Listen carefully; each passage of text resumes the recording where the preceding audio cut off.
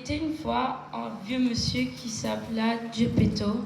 Il trouve un bout de bois magique avec lequel il construit une marionnette qu'elle s'appelle Pinocchio. C'est un petit garçon désobéissant qui n'allait pas à l'école. Un jour, il rencontre sa conscience, un petit criquet qui s'appelle Jiminy. Il lui explique que c'est important d'aller à l'école. Je te donne 3 pièces en or pour aller acheter des cahiers pour l'école. Merci, papa. Écoute ton papa et ne fais pas de bêtises, il est important d'aller à l'école, devenir intelligent et grand comme ton papa.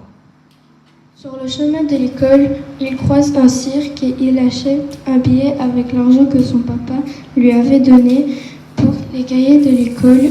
À la fin du spectacle, il se fait kidnapper par Stromboli, le propriétaire du cirque. Il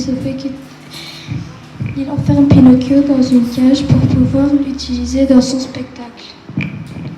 Oh, une marionnette qui parle, qui bouge, tout le monde va venir à la fois. Laisse-moi sortir, je veux retourner à l'école et revoir mon papa.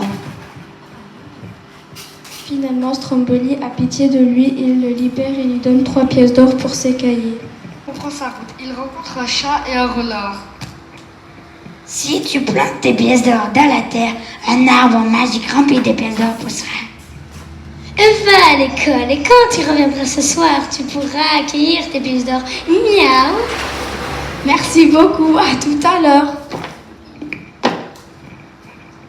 Il lui vole ses 3 pièces d'or et lorsque Pinocchio revient, il le ligote à l'arbre. Heureusement que la fée bleue vient le délivrer pour qu'il reprenne le chemin de l'école. Il faut obéir à ton papa et tu ne dois pas faire confiance aux inconnus. Les arbres magiques n'existent pas. D'accord, je ne le ferai plus jamais. J'ai bien compris. Merci de m'avoir libéré. Le chemin de l'école, il rencontre des enfants qui jouent et lui propose de venir avec eux au pays des jouets. Là-bas, viens avec nous au pays du jouet. Là-bas, il n'y a pas d'adultes. On fait tout ce qu'on veut. On s'amuse toute la journée. Je ne peux plus faire de bêtises, je dois aller à l'école. Et il y a plein de bonbons, des jeux, et tu ne devras plus jamais aller à l'école. Pinocchio se laisse convaincre par les enfants et part avec eux au pays des jouets. Cet endroit magnifique, mais une des attractions est maudite. Il se transforme en âne, c'est la panique au pays des jouets. Pourquoi fais-tu ce bruit d'âne? Pourquoi t'as des oreilles d'âne? Oh, j'ai des sabots à la place des mains. Pinocchio s'échappe et se retrouve devant une falaise. Il saute dans l'eau et il se fait avaler par la baleine monstro dans le ventre de la baleine. Il retrouve son papa qui était parti à sa recherche.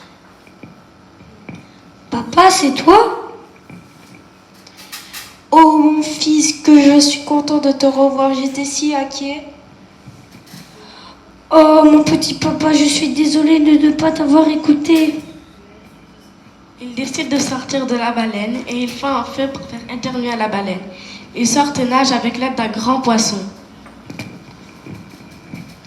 Voulez-vous que je vous aide à retrouver le chemin de la plage? Oui, merci, je veux bien que tu m'aides, car mon papa est trop vieux. Malgré l'aide du poisson, Pinocchio est fatigué d'avoir aidé son papa.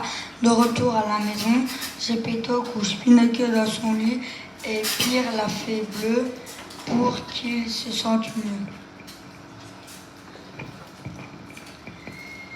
Chère fée bleue, j'aimerais que mon petit garçon ne soit plus malade et qu'il devienne un vrai petit garçon, s'il te plaît. Le lendemain, grâce à l'amour de son papa et la magie de la fée bleue, Pinocchio est devenu un vrai petit garçon. Cette histoire nous apprend à écouter sa famille, à ne pas faire confiance, important qu'il faut obéir et il faut toujours dire la vérité. Il faut que nos actions soient positives et hésiter à demander de l'aide.